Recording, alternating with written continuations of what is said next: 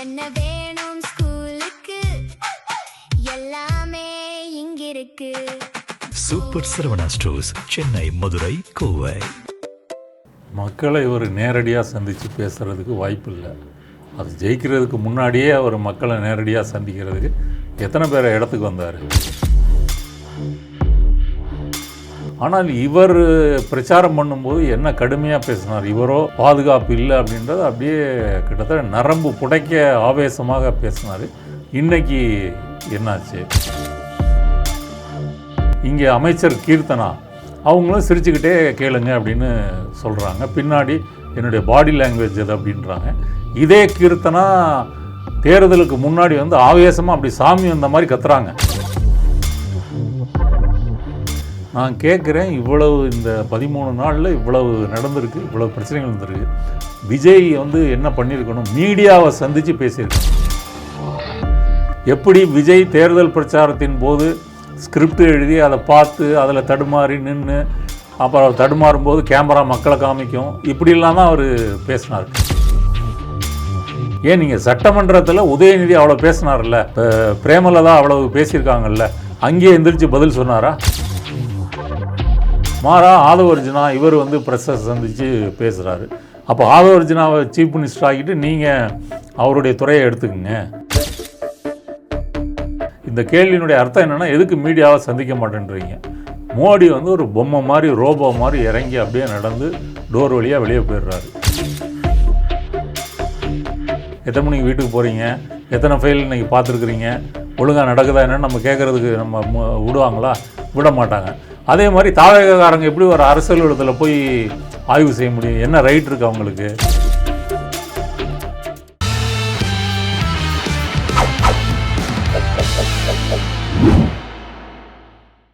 GeM TV நேயர்களுக்கு அன்பார்ந்த வணக்கம். இன்னைக்கு நம்ம கூட நாதன் சார் இருக்காரு, ஃபேமஸ் ஜேர்னலிஸ்ட். வணக்கம் சார். வணக்கம். எப்படி இருக்கீங்க சார்? நல்லா இருக்கேன். ஸோ நாளுக்கு நாள் வந்து விஜய் ஆட்சியை பிடிச்சதுலேருந்து நிறைய காரசாரமான விஷயங்கள் வந்து அரசியலில் பரபரப்பாக பேசப்பட்டுட்டு இருக்கு, பரபரப்பாக நடந்துக்கிட்டும் இருக்கு.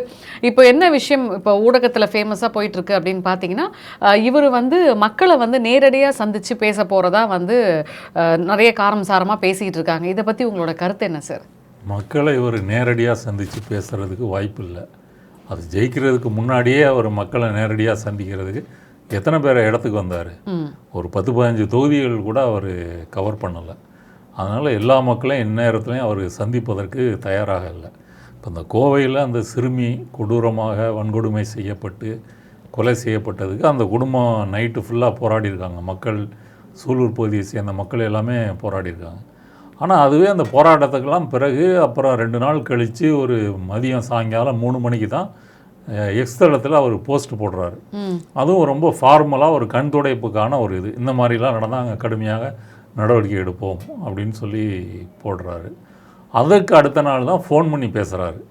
ஃபோன் பண்ணி தாய்கிட்ட ஆறுதல் சொன்ன மாதிரி. ஆனால் இவர் பிரச்சாரம் பண்ணும்போது என்ன கடுமையாக பேசினார். இவரோ பெண்களுக்கு பாதுகாப்பு இல்லை அப்படின்றது அப்படியே கிட்டத்தட்ட நரம்பு புடைக்க ஆவேசமாக பேசினார்.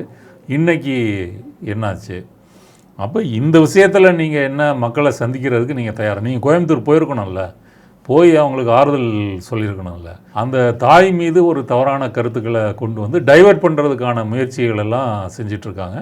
கைது செய்யப்பட்ட அந்த குற்றவாளி இருக்கிறார் இல்லையா, அவர் அந்த கார்த்தின்றவர், அவர் திமுக காரர்னு சொல்லி தாவேகாவுடைய அந்த ரீல்ஸ் டீம் வந்து பிரச்சாரம் பண்ணிகிட்ருக்காங்க.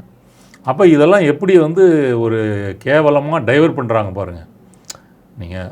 அதே மாதிரி அந்த ப்ரெஸ் மீட்டு கொடுக்கும்போது அந்த போலீஸ் அதிகாரிகள்லாம் விழுந்து விழுந்து சிரிக்கிற காட்சியெலாம் வீடியோவில் வந்திருக்குது. இங்கே அமைச்சர் கீர்த்தனா அவங்களும் சிரிச்சுக்கிட்டே கேளுங்க அப்படின்னு சொல்கிறாங்க. பின்னாடி என்னுடைய பாடி லாங்குவேஜ் அது அப்படின்றாங்க. இதே கீர்த்தனா தேர்தலுக்கு முன்னாடி வந்து ஆவேசமாக அப்படி சாமி வந்த மாதிரி கத்துறாங்க. பெண்களுக்கு இங்கே பாதுகாப்பு இல்லை அப்படின்னு என்ன சொல்கிறது, அன்னியன் மோடு இருக்கு இல்லையா, அந்த மோட்லேருந்து பேசுகிறாங்க. இப்போ அம்பி மோடுக்கு வந்து நிதானமாக சிரிச்சுக்கிட்டு பேசுகிறாங்க. இப்போ சட்டம் ஒழுங்கு என்பது ஒரு சந்தி சிரிக்கக்கூடிய நிலையில் தமிழ்நாட்டில் இருக்குது. திருவண்ணாமலையில் ஓடுற லாரியில் ஒரு சிறுமி வன்கொடுமை செய்யப்படுறாங்க. மெரினா பீச்சில் மனநலம் பாதிக்கப்பட்ட ஒரு சிறுமி வன்கொடுமைக்கு ஆளாயிருக்காங்க. புதுக்கோட்டையில் மாற்றுத்திறனாளியான ஒரு பெண் ஒரு மில்லில் வேலை பார்த்துட்டு வீடு திரும்பிக்கிட்டு இருக்கும்போது ஒரு காரில் கொண்டு செல்லப்பட்டு அவங்க மேலே வன்கொடுமை நடக்குது. இப்படி இது நடந்துக்கிட்டு இருக்குது. கொலைன்னு எடுத்துட்டிங்கன்னா இன்றைக்கி தேதி வரைக்கும் 41 கொலைகள் நடந்திருக்கு. எப்போ? விஜய் பதவியேற்ற பிறகு. நான் கேட்குறேன், இவ்வளவு இந்த 13 நாளில் இவ்வளவு நடந்திருக்கு, இவ்வளவு பிரச்சனைகள் இருந்திருக்கு. விஜய் வந்து என்ன பண்ணியிருக்கணும்? மீடியாவை சந்தித்து பேசியிருக்கணும். ஆனால் நிறைய பேர் குற்றச்சாட்டு வைக்கிறாங்க சார், அவர் எவ்வளோ விஷயங்கள் பண்ணால் கூட மீடியாவை பார்த்து எதுவும் பேச மாட்டாருன்னு சொல்லிட்டு நிறைய பேர் குற்றச்சாட்டு வைக்கிறாங்க. மக்களை சந்திக்கிறதுனா மீடியா மூலம் தானே சந்திக்கணும். மீடியா தானே டெய்லி நியூஸாக மக்களை போய் சந்திச்சுட்டு இருக்காங்க. அப்போ இந்த மீடியாவை நீங்கள் சந்திப்பதற்கு பயப்படுவது ஏன்? என்ன பயம்? வந்து நீங்கள் சொல்ல வேண்டியதானே, மக்களுக்கு ஒரு நம்பிக்கையை கொடுக்க வேண்டியதானே. அது பண்ணுறதுக்கு பதிலாக மன் கி பாத் மாதிரி மன் கி பாத் வந்து ஒன் வே டிராஃபிக், ஒரு செட்டப் கேளு. ஆமாம், அதுவும் ஒரு செட்டப் செய்யப்பட்ட ஒரு செட்டப். அது என்ன செட்டப் அப்படின்னு கேட்டிங்கன்னா, அவர் முன்னாடியே ஸ்கிரிப்ட் தயாரிச்சிருவார், ரேடியோ மூலம் பேசுகிறாரு. இவர் லைவாக யாரை காண்டாக்ட் பண்ணுறாங்க, மத்திய பிரதேசத்தில் ஒரு விவசாயியை காண்டாக்ட் பண்ணுறாருன்னா அந்த விவசாயிக்கு முன்னாடியே சொல்லிடுவாங்க, இந்த மாதிரி மோடி ஐயா ஃபோன் பண்ணுவார், நீங்கள் இந்த மாதிரி பதில் சொல்லணும் அப்படின்னு சொல்லி. இப்படிலாம் நடந்திருக்கு. உதாரணத்துக்கு வந்து சீத்தாப்பழம் இருக்கு இல்லையா, அந்த சீத்தாப்பழம் விவசாயம் பண்ணக்கூடிய ஒரு விவசாயி அவங்கள்ட்ட அதிகாரிகள் முன்னாடியே சொல்லியிருக்காங்க, மோடி ஃபோன் பண்ணும்போது சீத்தாப்பழத்தில் எனக்கு வந்து பயங்கரமான லாபம் வந்துச்சு அப்படின்னு நீங்கள் சொல்லணும். அவங்களும் அதே மாதிரி அந்த விவசாயியும் சொல்கிறாரு. பின்னாடி ஒரு டிவி இந்துஸ்தான் டைம்ஸ்னு நினைக்கிறேன், அந்த எடிட்டர் வந்து உண்மை அறியும் குழுவில் அனுப்பி அதை கேட்கும்போது, சீத்தாப்பழத்துலலாம் எங்கே சார் லாபம் வரும், அவங்க சொல்ல சொன்னாங்க, நான் சொன்னேன் அப்படின்னு சொல்லி இது டிவியில் ப்ரைம் டைமில் வந்துருச்சு. வந்தவுடனே அந்த எடிட்டரை தூக்கிட்டாங்க, ஆடெல்லாம் கட் பண்ணிட்டாங்க பிஜேபி டீமு. அதனால் இந்த மன் கி பாத் அப்படின்றதே ஒரு செட்டப் செய்யப்பட்ட ஒரு நிகழ்ச்சி. அதில் வந்து மக்கள் உண்மையாகவே உங்கள்கிட்ட பேசுவதற்கோ இதுக்கெல்லாம் வாய்ப்பு இல்லை. எப்படி விஜய் தேர்தல் பிரச்சாரத்தின் போது ஸ்கிரிப்ட் எழுதி அதை பார்த்து அதில் தடுமாறி நின்று அப்புறம் தடுமாறும்போது கேமரா மக்களை காமிக்கும், இப்படிலாம் தான் அவர் பேசினார். ஏன் நீங்கள் சட்டமன்றத்தில் உதயநிதி அவ்வளோ பேசினார்ல, இப்போ பிரேமலதா அவ்வளவு பேசியிருக்காங்கல்ல, அங்கேயே எந்திரிச்சு பதில் சொன்னாரா? பதில் யாராவது அவர் எழுதி கொடுத்தா தான் அவரால் படிக்க முடியும். அவர் வீட்டுக்கு போன பிறகு ஜானவரகிசாமி டீம் வந்து ட்விட்டரில் அதுக்கு நீண்ட ஒரு பதில் போடுறாங்க. அதை தாவேக ரசிகர்களே படிக்க முடியாது, அது படிச்சிங்கன்னா 2 நாளில் ஆகும். அதனால் இப்போ விஜய் இந்த பேச போகிறாருன்ற இந்த செய்தி என்பது ப்ரெஸ்ஸை சந்திக்க மறுக்கிறார் இல்லையா, அதுக்கு ஒரு சால்ஜாப்பு. எப்போவுமே அவர் கண் துடைப்பு, ப்ரெஸ்ஸை வந்து அவர் சந்திக்க மாட்டார், அதுக்கு பதிலாக மக்கள்கிட்ட இப்படி பேசுவார். நீங்கள் வந்து அவர் சொல்கிறத கேட்டுக்கணும். ப்ரெஸ்ஸுன்னா மடக்கி கேட்பாங்க, ஒரு இதில் கான்ட்ராவர்சியை சொல்லி கேட்பாங்க. நீங்கள் முன்னாடியெல்லாம் இப்படி பேசுனீங்களே, இப்போ சட்டம் ஒழுங்கு சந்திச்சிருக்கிறது, என்ன பாதுகாப்பு கொடுக்குறீங்க? இப்போ அண்ணா யூனிவர்சிட்டி அந்த பெண் விவகாரம்லாம் வரும்போது எவ்வளோ ஆவேசமாக பேசினார் விஜய். நான் ஒரு அண்ணன் மாதிரி தாய்மாமன் மாதிரி உங்களையெல்லாம் பாதுகாப்பேன், பொறுத்துக்க மாட்டேன் அப்படின்லாம் வந்து சொன்னார்ல. இப்போ என்ன ஆச்சு, எங்கே போச்சு? அதுவும் இப்போ மதுரை மீனாட்சி அம்மன் கோயில் இருக்குல்ல, அந்த கோயிலுக்கு பக்கத்தில் ஒரு பையனை வெட்டி கொண்டிருக்காங்க, 5 பேர் கொண்ட குழு. இன்றைக்கி நடந்த சம்பவம். அந்த கோயில் பக்கத்தில் அந்த இடம் ஃபுல்லாக ரத்தம் வந்து பரவி இருக்கிறது. இப்படி கொலைகள் அதிகரிச்சுக்கிட்டே போகுது. இதே கோயம்புத்தூரில் 2-3 பசங்க சேர்ந்து இன்னொரு ஒரு 19 வயசு பையனை அடித்து கொண்டது இதே கோயம்புத்தூரில் நடந்திருக்குது. இப்படி தமிழ்நாட்டில் வந்து சட்டம் ஒழுங்கு என்பது கேள்விக்குள்ளாக இருக்குது, பெண்கள் பாதுகாப்பு என்பது கேள்விக்குள்ளாக இருக்குது. அப்போ இவங்க ரீல் ஸ்ட்ரீம் வச்சு அதுக்கு திமுக தான் காரணம் அப்படி வந்து, அல்லது தவறான செய்திகளை ஃபேக் நியூஸை வந்து பரப்புறது, இதை வந்து தாவேகா டீம் வந்து செஞ்சிகிட்ருக்காங்க. இதையெல்லாம் பார்க்கும் பொழுது விஜய் வந்து அவர் மீடியாவை சந்திக்கணுன்ற ப்ரெஷர் வந்து அதிகமாகிட்டே போகுது. ஆனால் அவருடைய அமைச்சர்கள்லாம் என்ன சொல்கிறாங்க, அல்லது இப்போ பள்ளிக்கல்வித்துறை அமைச்சர் ராஜ்மோகன்லாம் இருக்கிறார், அவர் முன்னே சொல்லியிருக்காரு, எதுக்கு விஜய் ப்ரெஸ்ஸை சந்திக்கணும், என்ன அவசியம் இருக்குது அப்படின்லாம் கேட்குறாங்க, பல பேர் கேட்டிருக்காங்க. அப்போ இப்படி திமிராக தான் சொல்கிறாங்க. அப்போ ஊடகம் என்பது, பத்திரிகை என்பது 4வது தூண் ஜனநாயகத்தில், அவங்கள நம்ம சந்திக்கணும் கேட்கணும் அப்படின்றதுக்கு இவங்க தயாராக இல்லை. மாறா ஆதவர்ஜுனா இவர் வந்து ப்ரெஸ்ஸை சந்தித்து பேசுகிறாரு. அப்போ ஆதவர்ஜுனாவை சீஃப் மினிஸ்டர் ஆகிட்டு நீங்கள் அவருடைய துறையை எடுத்துக்கங்க, ப்ரெஸ்ஸை சந்திக்க முடியலன்னா. அதனால் இதெல்லாம் வந்து மக்கள் ஜனநாயகத்தை ஒரு மதிக்காத போக்கு அப்படின்னு தான் சொல்லணும். ஏன் சார், இப்போ இந்த மன் கி பாத்ன்னு சொன்னீங்கல்ல, அதே ஸ்டைலில் வந்து அது வந்து மந்த்லி ஒன்ஸ் போகும்னு நினைக்கிறேன். அதே ஸ்டைலில் வந்து இவர் வீக்லி ஒன்ஸ் வந்து பண்ண போகிறதா சொல்கிறாங்களே சார், அதுவும் வந்து கண் துடைப்பு அப்படின்றீங்களா? ஆமாம், நான் அதாவதுங்க, நீங்கள் ஒரு தரப்பாக பேசுகிறீங்க. இப்போ நீங்கள் ப்ரெஸ் மீட்டுன்னு எடுத்துக்கிட்டிங்கன்னா ஆமாம், நிறைய பேர் அவங்க கருத்தை கேட்பாங்க, அவங்க கேள்வி கேட்பாங்க, நீங்கள் பதில் சொல்லணும். உங்கள் பதில் திருப்தியாக இல்லை, உண்மை இல்லை அப்படின்னு சொன்னால் மீண்டும் கேள்வி வரும். இப்படி வந்து இப்போ சமூக வலைத்தளங்களில் நீங்கள் ஒரு வீடியோ பார்க்குறீங்க அல்லது ரீல்ஸ் பார்க்குறீங்கன்னா நீங்கள் போய் கமெண்ட் போடலாம். இது மொக்கையாக இருக்குது, இது நல்லா இல்லை, ஏன் இப்படி போய் பேசுகிறீங்க இப்படின்னு ஒன்று போடலாம். கமெண்ட் செக்ஷனே அனுமதி இல்லை, வீடியோ மட்டும் நீங்கள் பார்த்துட்டு போயிருங்க அப்படின்னு சொன்னால் அது மாதிரி தான் இது. இப்போ விஜய் பேசுகிறாருன்னா அதில் எனக்கு சில கேள்விகள் இருக்குது அப்படின்னா அது நான் வந்து திருப்பி கேட்குறதுக்கு எனக்கு ஒரு ஸ்பேஸ் வேணும்ல. ஒரு கால் வந்து இப்போ மோடி மன் கி பாத் என்ன செய்கிறாரு, பிஜேபி ஆதரவாளர்களை ஒரு கிராமத்தில் உட்கார வச்சுருவாங்க. அவர் டெல்லியிலேருந்து பேசுவார். பேசினோடனே இங்கே லைவாக அந்த கிராமத்தை இணைப்பாங்க. பிஜேபி ஆதரவாளர்கள்ட்ட அவர் கேட்பார், நீங்கள் என்ன பண்ணுறீங்க அப்படின்னு. அவர் ஏற்கனவே அதிகாரிகள் சொல்லி கொடுத்த மாதிரி, நான் இந்த மாதிரி கடை வச்சுருக்கேன், இப்படி பிஸ்னஸ் பண்ணுறேன், நீங்கள் இந்த மாதிரி டிஜிட்டல் மயமாக்கினதுனால நான் வந்து QR கோடு வச்சு எனக்கெலாம் வர்த்தகம் வந்து நல்லா நடக்குது, இப்படி ஏதாவது சொல்லி இப்படி முடிஞ்சு போயிடும். இப்படி தான் அவர் வந்து மன் கி பாத்தில் மோடி பேசுகிறார். ப்ரெஸ்ஸுனாலே தெரித்து ஓடுறார். இப்போ நார்வேக்கு போனார். நார்வேயில் வந்து நார்வே பிரதமர் இவரும் கூட்டாக சேர்ந்து பேசுகிறாங்க. பேசி முடித்தோடனே ஒரு ஜேர்னலிஸ்ட் எந்திரிச்சு கேட்குறாங்க, மிஸ்டர் பிரைம் மினிஸ்டர், சுதந்திரமான பத்திரிகையாளர்களுடைய கேள்வியை எதிர்கொள்ளாமல் எதற்காக நீங்கள் பதில் சொல்லாமல் போகிறீங்க அப்படின்னு சொல்லி கேட்குறாங்க. இந்த கேள்வியினுடைய அர்த்தம் என்னென்னா, எதுக்கு மீடியாவை சந்திக்க மாட்டேன்றீங்க. மோடி வந்து ஒரு பொம்மை மாதிரி, ரோபோ மாதிரி இறங்கி அப்படியே நடந்து டோர் வழியாக வெளியே போயிடுறாரு. இதை பற்றி அந்த கேள்விக்கு பதில் சொல்வதற்கு கூட அவர் தயாராக இல்லை. அமெரிக்காவில் ஒரு இடத்துல கேள்வி கேட்கும்போது ஓ மை காட் அப்படின்னு சொல்லிட்டு ஓடினார்.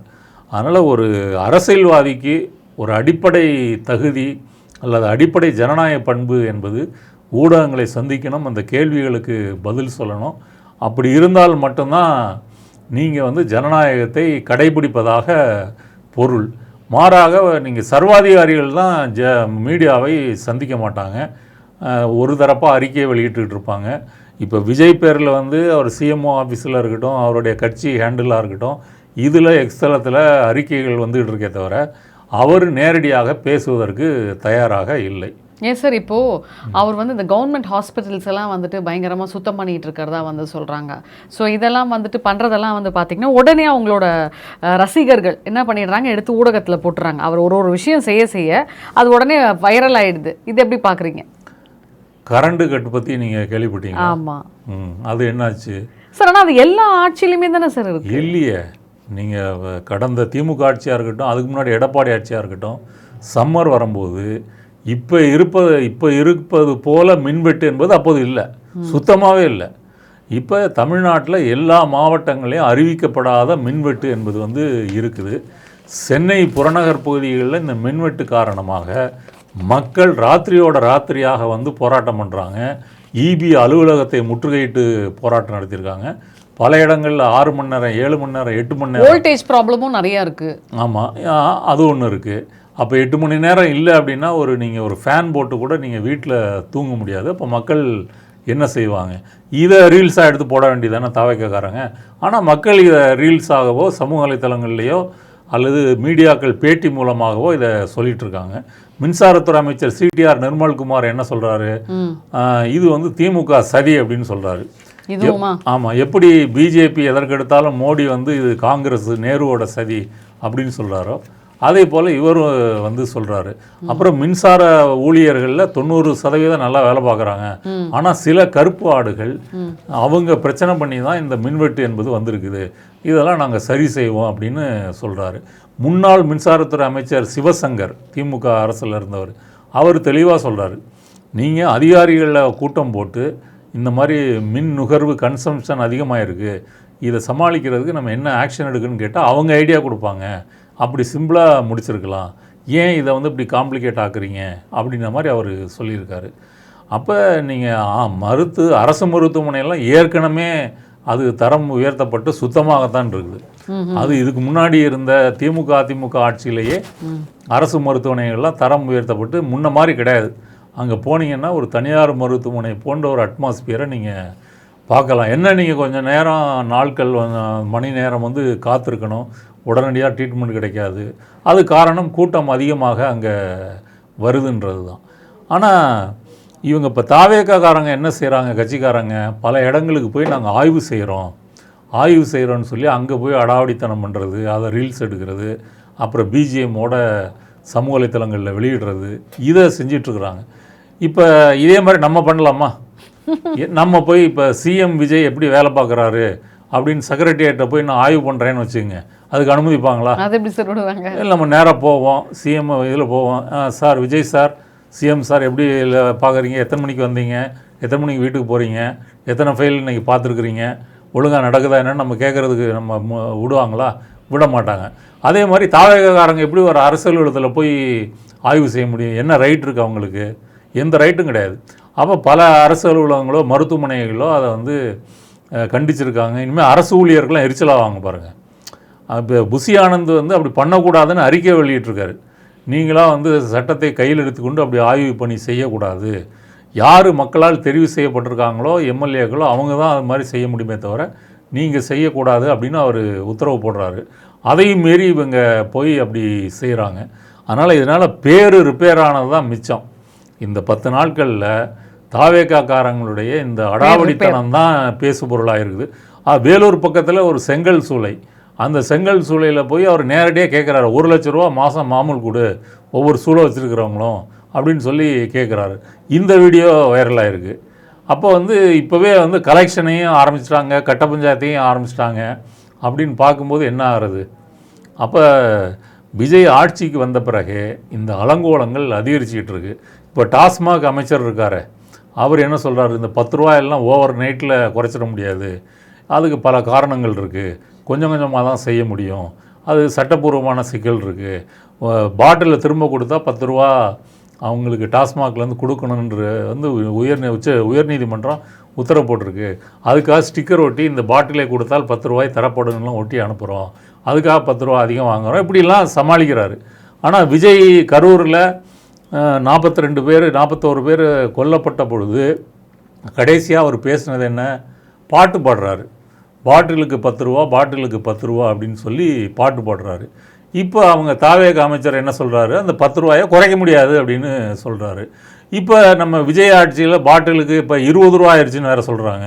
20 ரூபா ஆயிடுச்சுன்னு நம்ம வந்து பாட்டு பாடலாமா? அதனால் இவங்க வந்து ஆட்சிக்கு வந்த பிறகு இந்த ரீல்ஸ் போடுறவங்கெல்லாம் ரியலாக ஆட்சி பண்ண முடியாது அப்படின்றதான் நிரூபிக்கப்பட்டிருக்கு. மிக தெளிவான விளக்கம் சார். மீண்டும் வேற ஒரு பதிவில் இன்னும் காரசாரமான நிறைய அப்டேட்ஸோடு சந்திக்கலாம். நன்றி. நன்றி.